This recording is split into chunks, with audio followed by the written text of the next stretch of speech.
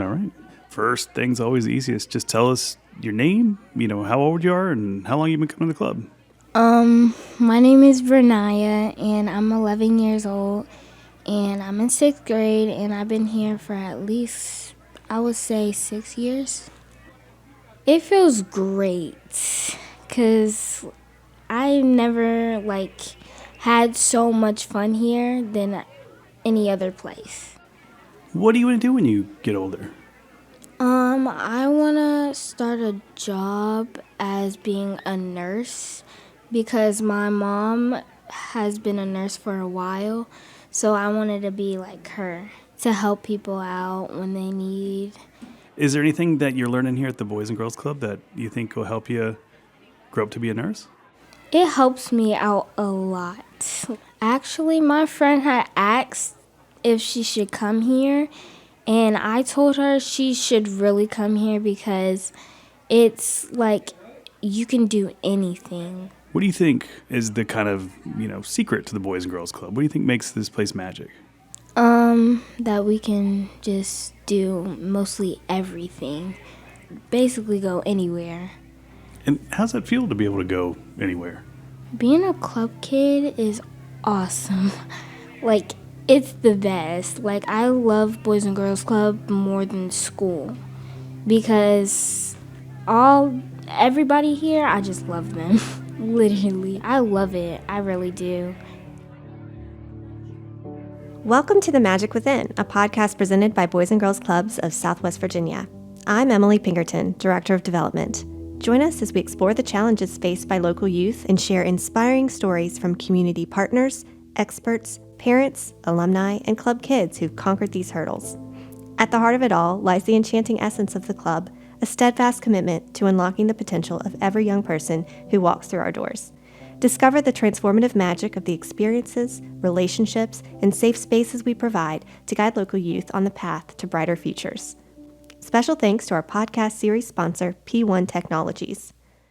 At Boys and Girls Club, part of us leveling the playing field is making sure that there are not barriers for our children, right? So often in life, the opportunities we are given are based on what can we pay for, right? Can I pay for the opportunity to go to college? Can I pay to be a part of the sports team? Can I pay to take a class that interests me, that may prepare me for my career? Can I pay for a field trip? And at Boys and Girls Club, that's really important to us that that's never a factor. If you are here with us, the same opportunity is going to be afforded to every student. So that's a really important part of empowering families and kids to have access to the opportunity. So, that's really what Boys and Girls Club is all about, is bringing these opportunities to kids.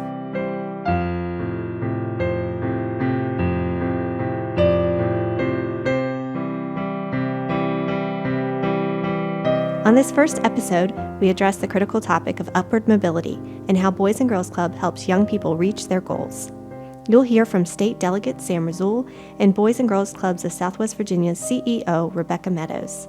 Enjoy a deep dive into an innovative garden entrepreneurship program at the club with former staff mentor Chloe Johnson and club member Heaven. And hear excerpts from a sweet interview several club kids had with club alumnus and Virginia Tech football player Pheldarius Payne. Episode 1 is sponsored by Whistler Plumbing and Air. Thanks for listening.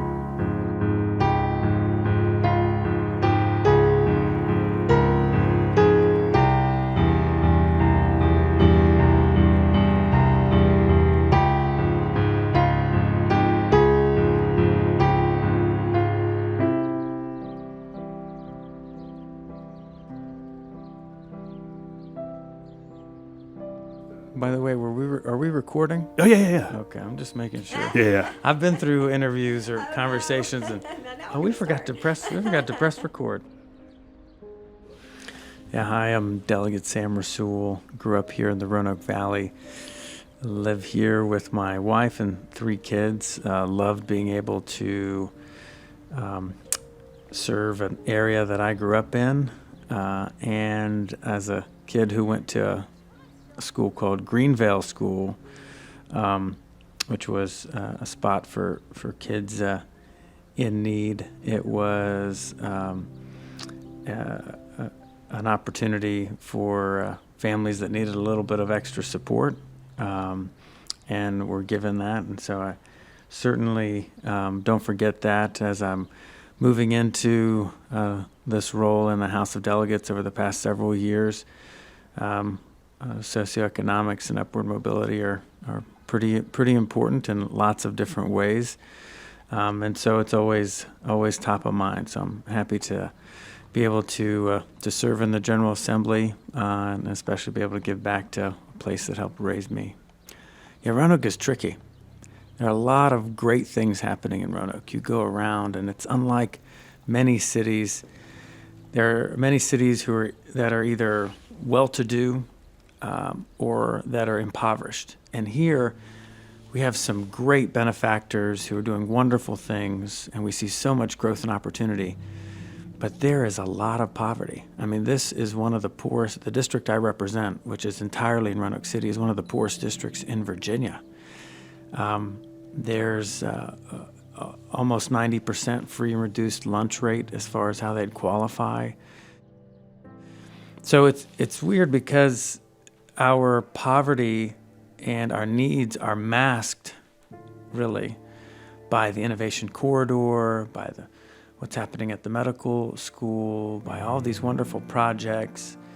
And at the same time, someone just kind of driving through Roanoke today would be really inspired by all of the growth and development. But if they kind of went back into some of the neighborhoods, they would see the immense amount of need.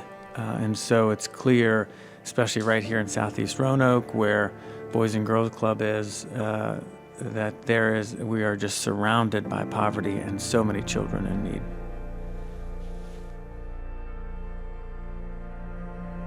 Over the years, Roanoke has changed in a few different ways. One is when I was a kid, everyone was trying to figure out how to get out of Roanoke. And now this is a cool, hip place, especially for young families, young professionals, because we offer so much. I think now people are interested in quality of life and work-life balance, and Roanoke is a perfect spot for that. I actually hope Roanoke doesn't grow too fast, so that way we can be mindful about the way we approach that growth. But with regards to poverty and upward mobility, that really hasn't changed.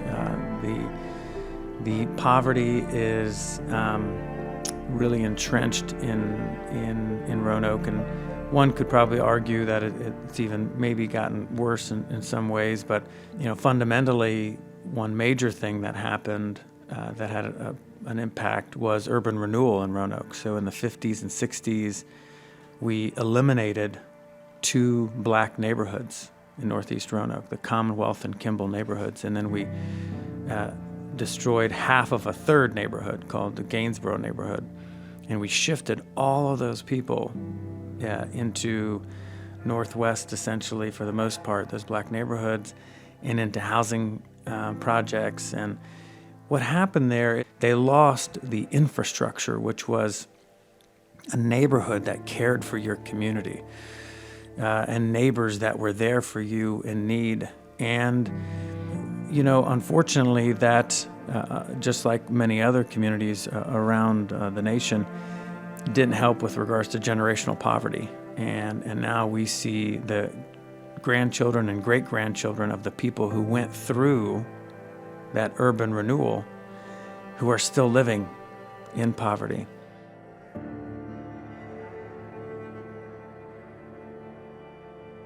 Poverty creates a permanent traumatic state. Your brain is impacted by being in this traumatic state, and there are clear biological impacts of being in this environment where you are unable to really think objectively, clearly. So it goes well beyond just not having the money to make ends meet, but to come into a household that is constantly under this financial pressure creates this state of fear, of anxiety, and it impacts the socio-emotional growth and development of children. And that really has so many profound, manifests itself in so many profound ways, whether it be in the sharp increase in mental health challenges, which were already growing and difficult. And so I think if we begin to think about the violence of poverty, we talk about gun violence and sexual violence and domestic abuse. Poverty is a form of violence, and it does to the brain exactly what these other forms of violence do. And that's why we should really be out front with regards to trying to challenge this in our neighborhoods.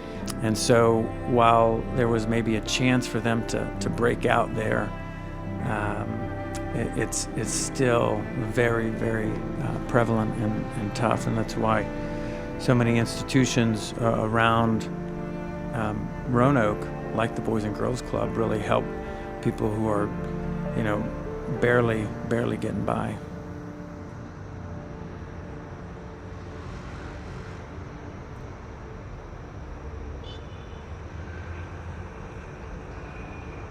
Well, hi, my name's Heaven. My mom signed me up when I was in 6th grade, and basically, that's basically how I got into the Boys and Girls Club.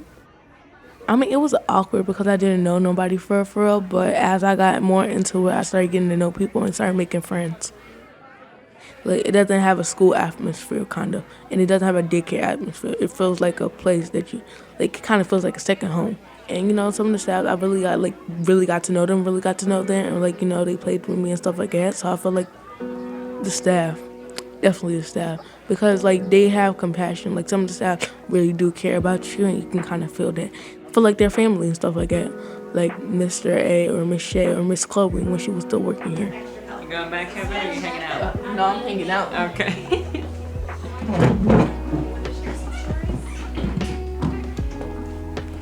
Oh, I'm nervous now. You did so good. My name is Chloe Johnson. I started at the Boys and Girls Club in 2019. I'd been doing a lot of after-school programs previously, and I was living in Roanoke City and wanted to work locally, so I live right down the street in Southeast and wanted to get involved with a local after-school program, and they were hiring for youth employment, and that's how I got involved.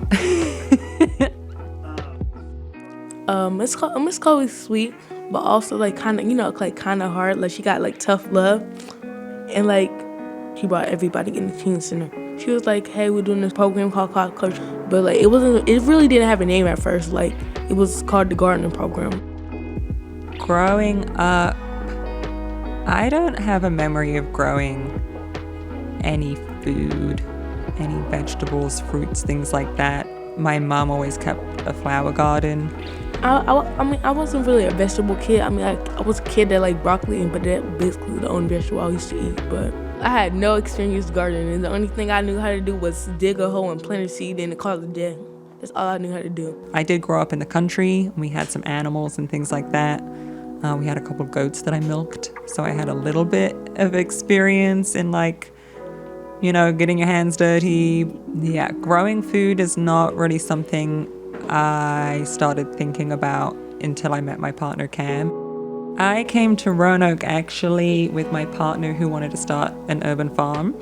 Got more interested in growing food, knowing where my food comes from, getting my hands dirty. We did some farming up in Canada, and then came to Roanoke where my parents were. They said there's a lot of farmers markets here, it's good growing season, things like that. So we came here to start his business. So I was already kind of exposed to gardening and urban farming, and so that made it feasible for me to run the crop culture program.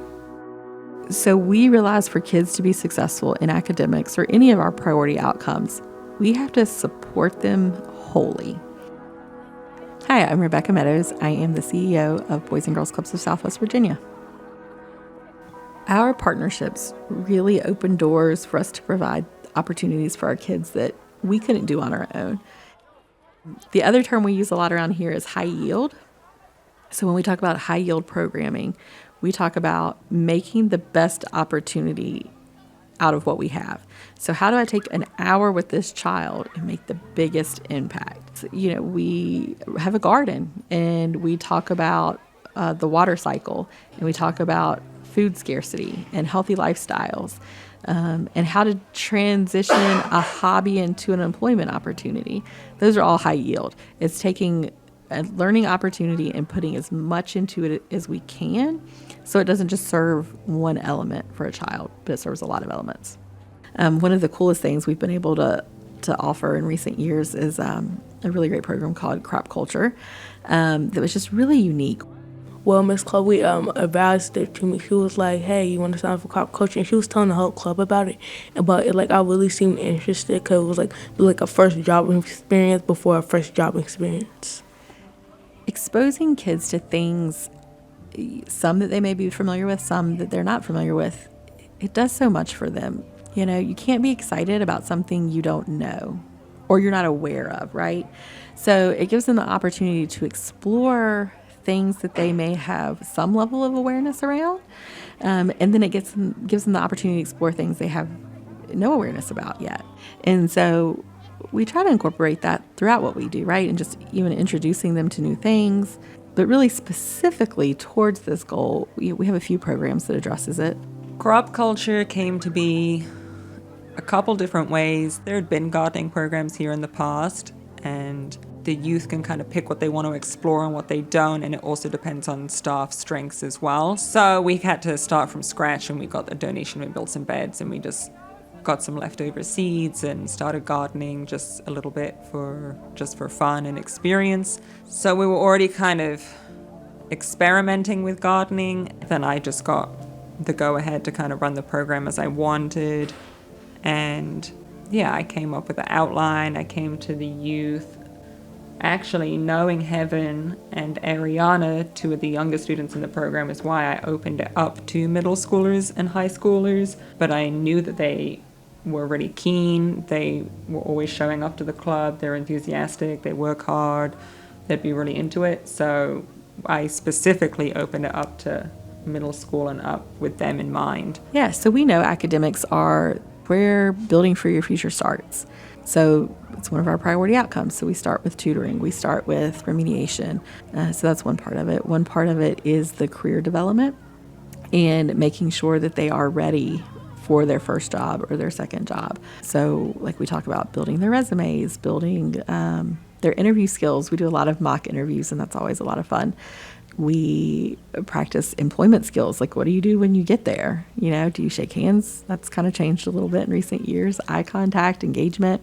So preparing them for those things so that when they decide what their first step is, hopefully they're going to be successful in it. So they all filled out applications. They all interviewed with me and another staff. And then we started with 10. Like she was like, it's gonna be working and stuff like that, and like she told us we're gonna be definitely working in the garden, cause yeah. And then there was a whole little interview process and everything. So it was like very interesting to me. Working in the garden with Miss Chloe, it was like fun. It was fun, but like also we had to be serious like a lot of times. So it was just yeah. I haven't started right from the get-go because she was enthusiastic and she interviewed well. And Heaven's always a joy to work with. All the kids are a joy to work with, I think by the end of it, you really had a feel for kind of the flow of gardening and what we were doing. Yeah.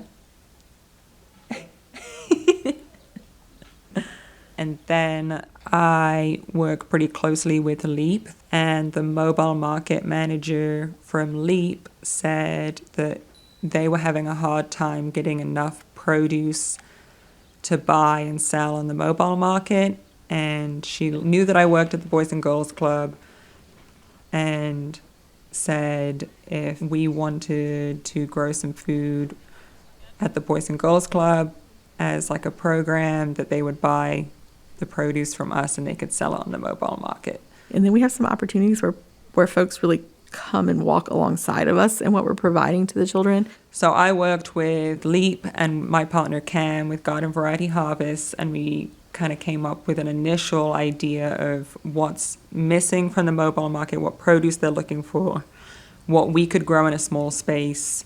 So I did a little pre-work with them to see what's feasible, and then I came up with a program outline, proposed it to, I think, my boss at the time, Rebecca, said, can we run this program? And she was all about it. You know, we couldn't do that without partners. We partnered with several groups, Leap, who, you know, came alongside of us to teach us things, to provide financial support, right? They bought produce from the children.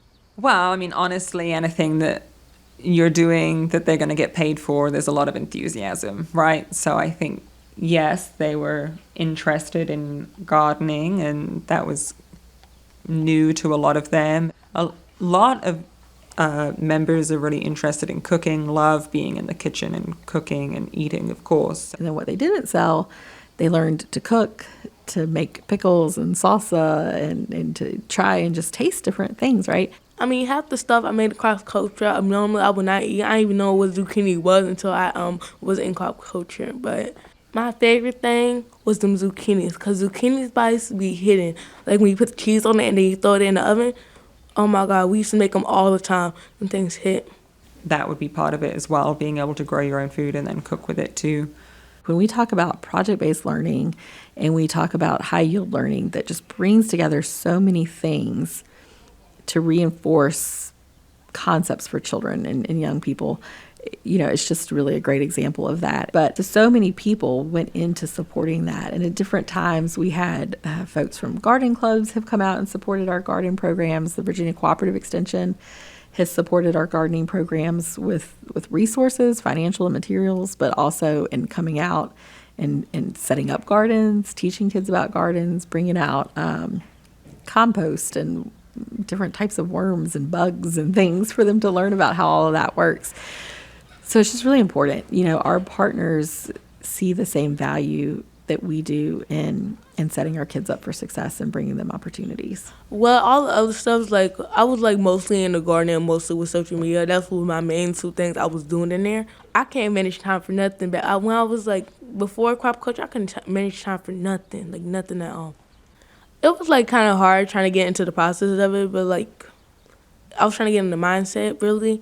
But, like, after you, like, been doing it repeatedly every Tuesday and Thursday, like, it's, like, becomes easy. It becomes, like, a new thing, like, to me.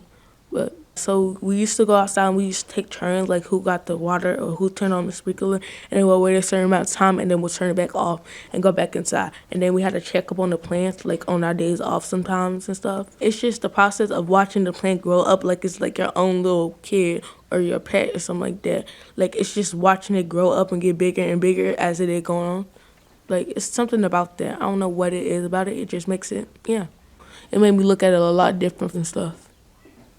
With gardening, you realize that you're connected to something greater and you're accountable not just to other people, but you're accountable to the land that you walk on, how you treat it, how you treat the plants and the other animals and things like that.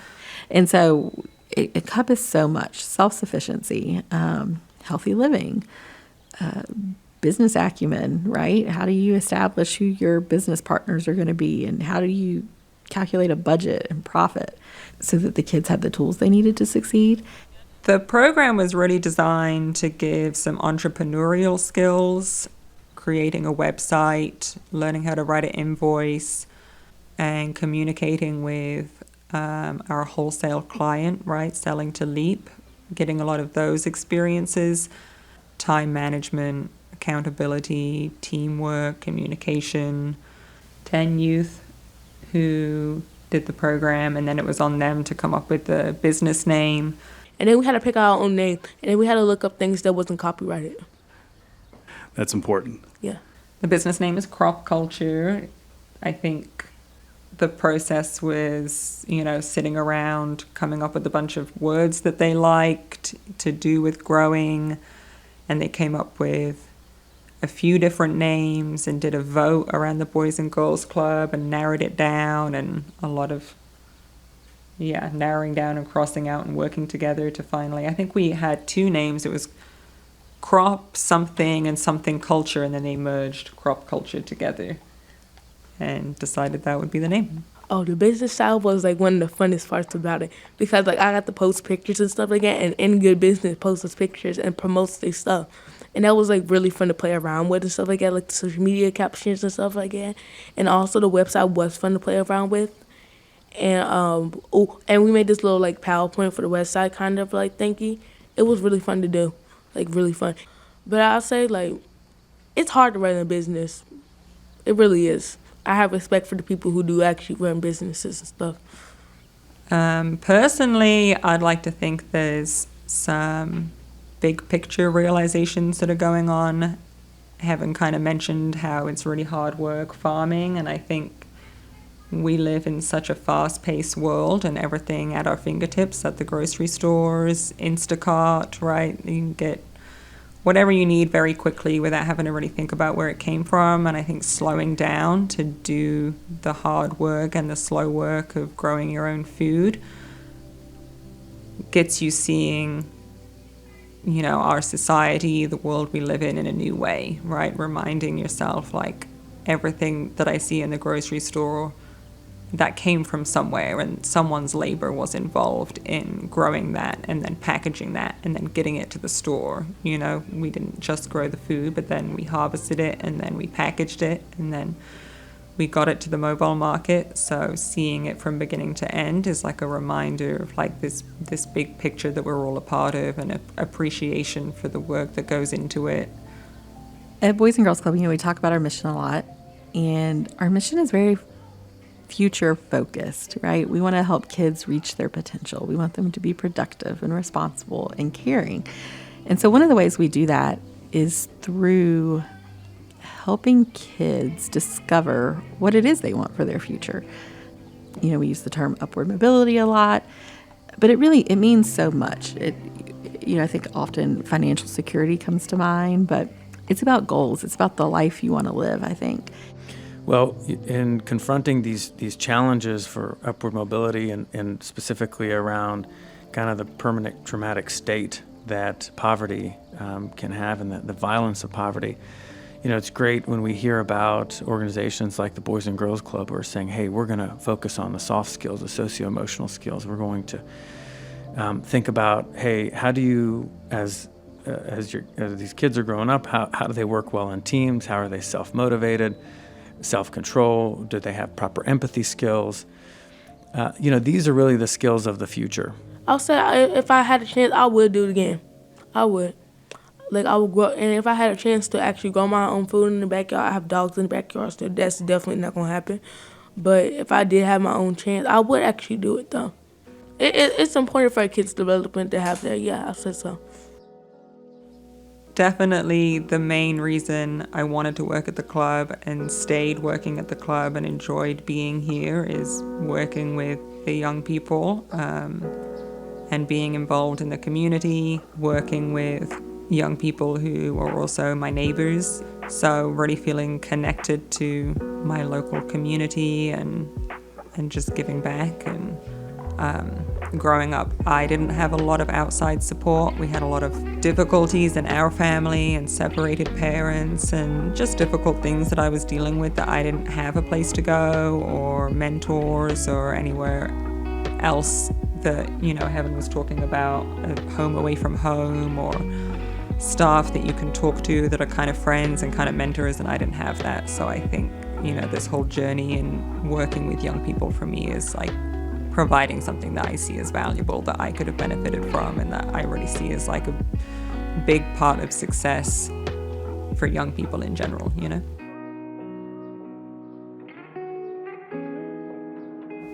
Gardening was the means by which we did that.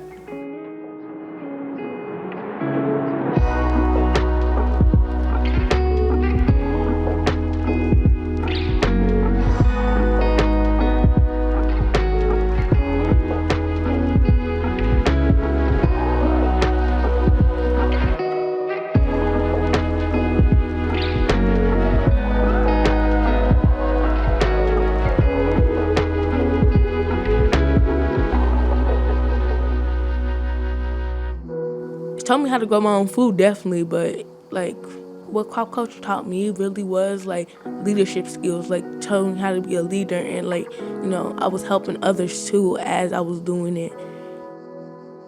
Well, once you feel as though you have some sense of belonging, then your mind can focus on growing. It can focus on trying to explore what our options are today. You know, it's great when we hear about organizations like the Boys and Girls Club. No matter what your background, what your identity is, to feel as though you have a safe space to operate in, then allows you to be your best self and to grow and develop. You know, my kids woke up this morning and they had all kinds of little projects that they're working on, and because they're not worried about surviving today. And they're not worried about, you know, is their father going to come yell at them? They're not worried about, you know, how they're going to make ends meet or being hungry, and that's just a wonderful blessing. And so the more we can do to pull away that trauma, those traumatic experiences, to ease those environments, the more we can allow for their brains to grow and explore. And you know, their young minds move so much faster than our minds, and so they can really do a lot in a short period of time if we just create that environment. So we've been using these rules ever since we were little, so we've just had a lot of practice, and we just know we don't have to think about them. We just do it without thinking about it. So truth, love, and grit, which means always be kind, always tell the truth, and never give up. My name is Jenna. I'm 13 years old and I go to community school. I play soccer. I do enjoy music. I play the piano and the violin. And Sam is my dad.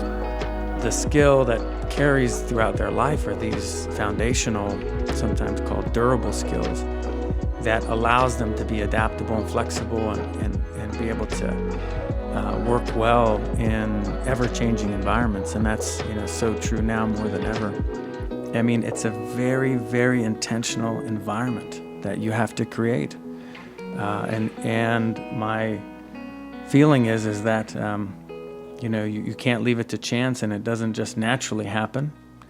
Structured meaning where there's an amount of safety and security, that they have time to actually just explore growth and development. And so that kind of intentionality is what we need to be thinking about and investing in as a valley, and into organizations like the Boys and Girls Club. I can hear music. Hello.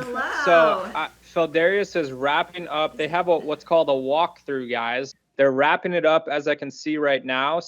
All right, he's on his way. He's logging on. Hello, how y'all doing? Good. Hi, Pheldarius. Here we have some really special friends, and we are so grateful for you taking time to hang out with us for a little bit. Pheldarius, we heard a little rumor that you were a club kid back in the day. Yes, ma'am. I was a Boys and Girls Club kid, I believe, until 5th grade until the 9th grade summer. It was a time of my life. I really enjoyed it at the Boys and Girls Club. Mentorship is such an important part of what we do here at the club. And, you know, we talk about relationships. Relationships is what we're built on. And I remember people took their time out, especially the counselors. Specifically, remember Miss Keisha. When I was younger, I used to get into a little bit of trouble. Me and my brothers, we used to play around. We didn't listen as much. And she always used to sit us down, calm us down, and we would regroup. And Mr. Dominique, I remember every day we used to go in there and play basketball with Mr. Dominique. He was a big mentor to me and my friends, and I was very grateful for that. We have this wonderful partnership with the Hokie Way, and in talking to some of those athletes as we prepare sometimes for the visits and other college students, and sometimes they're apprehensive about what it is they're offering to our children. And it is that just the opportunity for kids to get to know this person, to ask them questions, My name's Scarlett, and I'm going into 7th grade. How long have you been an athlete? I've been an athlete probably since I was 5 or 4. I've been played everything from basketball, soccer, football, and I did karate. And I wanted to play college basketball. That's why Mr. Dominique was like a big part of my Boys and Girls Club experience. We played basketball like 24/7, and it was a fun time. And then I was just blessed with the opportunity to be good at football. My name is Kaden, and I'm going into the 3rd. How many hours do you practice? I started off at a very young age. A lot of hard work. My parents were able to help me practice a lot. My dad was a football coach. I did a lot of, even when I was little, I used to go to Mount Trashmore in Virginia Beach at like 4 in the morning on Saturdays. We probably did that every other week. And I was going to summer workouts. So I did a lot of extra training, extra work, a lot of behind the scenes work that nobody really sees. Today, I believe practice is only probably 2 or 3 hours, but I've been up since 6 in the morning. And I just left a walkthrough like right before I got on this phone call. So today ranges from like 6 a.m. till I get to leave the stadium tonight at 9 p.m. So often, what we don't realize is any one of us could be in a spot that someone else wants to be in, right? Like you may be in the role that this child hopes to fill one day. And especially when we're talking about college students and athletes, right? They're so cool for our kids. And so our kids just are excited to spend time with those folks and ask them like, what is it like? What do you do? What's it like to live in a dorm? You know, how did you get there? Was it hard to get there? Was it hard to get in? Was it hard to make the team? And then that just opens up great opportunities for these other folks to mentor our kids on what does that really look like? How do you achieve these goals? My name is Messiah, and I'm going into the 5th. Is it fun to play football? Oh, yes, it's super fun, especially as you keep getting better and progress. Like, then you will make friends, and it's a good time. You like it now by any chance? Yeah. Oh yeah, if you like it now, then you definitely will like it as you get older. What position do you play? Linebacker. Oh yeah, linebacker. Yeah, I played that when I was younger, but that's a very fun position too. I played defensive line, but I've played every position on the football field except for center and guard before. Can I tell you what position I used to play? What position you used to play? Wide receiver. You look like a wide receiver. You look fast. I got a football game after Boys and Girls Club. Are you ready? Yeah. You excited? Yeah. There's nothing like them Little League days. I miss it. Honestly, just have fun with it, because as long as you have fun with it, everything else just comes with it. And hopefully you have a good game today too. Every adult who invests in a child, what you're telling that child is you're valuable, you're important, I believe in you, you can do this, right? And I mean, as an adult, don't we sometimes wish somebody would say that to us? So think about what that means for a kid. And the more people that pour that into a child, the more it builds their confidence and their security and their network to just build them up to pursue what it is they want to pursue. The Boys and Girls Club moment was very special to me. And it was a great experience, because I feel like if you give back to kids and talk to kids, I feel like later down the road, y'all will look back at this moment and be like, I remember this, or I remember that. It was an experience like no other. The counselors, they were great. And just those moments, and as you get older in the Boys and Girls Club, the field trips, y'all making lifelong friends there. It's just a lifelong experience. It's special. That's what makes Boys and Girls Club magic. The more we're able to embed that kind of experience, the more that, not only do we want them to be great advocates themselves, but to be effective advocates, to be able to fight for their needs and their community's needs. Those are the kinds of leaders that we want to grow every single day, and I know that the Boys and Girls Club is passionate about. Do y'all have any other questions? Do you have another question, Scarlett? How long are you gonna stay in college? Oh, this is my last semester. This will be my last semester right here, and then I'll be finished. Hopefully, I would like to go to the NFL. But even after that, NFL doesn't last for too long. So I would like to open up a mental health center for the youth back at home in the 757 area. Because it's a quote by Maya Angelou that says, "I don't walk as one, I walk as 10,000." That's basically saying like nobody got to where they are today by themselves. Plenty of people had to pour into you. They had to help you. So I feel like it's paying it forward. And it's just me personally. It feels good to help people because if I'm doing well, I feel like other people should be doing well. But even if I'm doing bad, I feel like other people should do well. I feel like people deserve better than what they have now, and I feel like volunteer could help. I remember maybe 15, 20 years ago, I had one of my first volunteer experiences at the West End Center. And must have been about a 12-year-old young man. And we were playing basketball. Sports are a great way to connect. And we were playing basketball, and then we just started talking. And I could tell by the way that this young man was kind of soaking it up.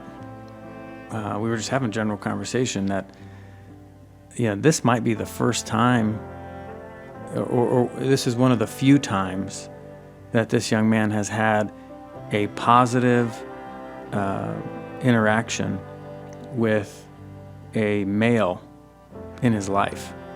And just by having this, like, I recognize you, this little conversation, I guess it struck me at how formative that potentially was or is for these kids because of so much that they go through and what their realities. And so number one is just having that general exposure. And for me, growing up here, I couldn't dream about being a delegate because I didn't know what the heck that is. I can think back to one or two or a few different conversations that really kind of pushed me in one direction and said, oh, here's an opportunity. And I remember those very specific moments where I was standing, what that person said, the fact that it was raining on my head, and that tiny conversation for 1 minute that person had with me is why I'm delegate. And most people don't even know what a state representative does. I don't even tell people what I do. I just give them a card and say, call us when you need help, and I would not have had that kind of access or understanding had someone not taken me aside and explained something to me. And I can't dream about something if I've never seen it. And so I've become, I've started to be very passionate about, I want kids to come to the General Assembly, sit in my seat on the House floor, and that way they can just have a picture of it in their mind. But whether it's being in the boardroom at our Fortune 1000 company in the greater Roanoke and New River Valley, bringing a kid in and having them kind of experience that. And that way they can begin to dream about being the CEO or leading the next charge on some new innovation. That's the kind of, I think, access that we can give. And to us, it's just kind of ordinary, right? We're just having a basic conversation. But to them, you never know where that kind of formative turning point might be. That's the kind of the magic that happens here at the Boys and Girls Club. Well, Pheldarius, thank you so much. Can y'all say thank you? Thank you. We are grateful for you sharing your time with us. Yes, no. Thank you for having me. I appreciate y'all and allowing me to be on this podcast with you all. And go Hokies, right? Have a great football season. We'll be cheering you on. Thank you. Hopefully I'll see y'all at a game. Sounds good. Thank you so much. Bye-bye. Bye-bye.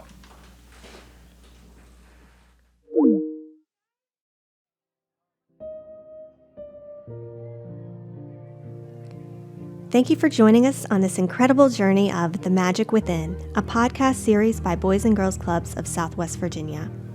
So if you're listening to our podcast and you're interested in getting involved with the Boys and Girls Club, my suggestion would be think about our mission. And now that you know what that is, why does that speak to you? And how do you feel that you're uniquely situated to serve that mission? And for every person, it looks totally different. Maybe there's a subject area you really care about. Maybe you're a retired teacher or a retired astronomer, anything. I mean, and you have a skill that you think you could share with kids. You can work with us. You can volunteer with us. Maybe you feel that the best way you can support children reaching those goals is by to give and to support that way or to come to a special event. We want to extend a special invitation to you, our listener. If you believe, as we do, that every child deserves a chance to shine and reach their full potential, please support our mission. Your contributions can make a profound impact, helping us continue to unlock the magic within each young person that we serve. Yeah, there's just a lot of ways, but I always encourage people, the first stop is think about what's important to you as it relates to our mission, and then think about what you have that's unique that would support that mission. Visit our website at www.bgcswva.org to find out how you can get involved, donate, and volunteer. Together, we can create brighter futures for the youth across our region. This series was created by Will Solari and Emily Pinkerton and edited and produced by Will Solari. Thank you to our podcast series sponsor, P1 Technologies, and episode sponsor, Whistler Plumbing and Air, with additional support from Branch Group, Cox Communications, Safe House Signs, Carmoose, Pinnacle Financial Partners, Roanoke Valley Orthodontics, New River Electrical, Dominion Risk Advisors, First Citizens Bank, Freedom First, and Member One Federal Credit Union. Thank you to our guests who shared their stories on this episode, and a special thanks to Matt Sams with the Hokie Way and Jenna Rasoul. Our theme music is titled Sonata for a Red Moon and was composed and performed by our very own 17-year-old club member, Rex. We appreciate you joining us. Until next time, keep believing in the magic within.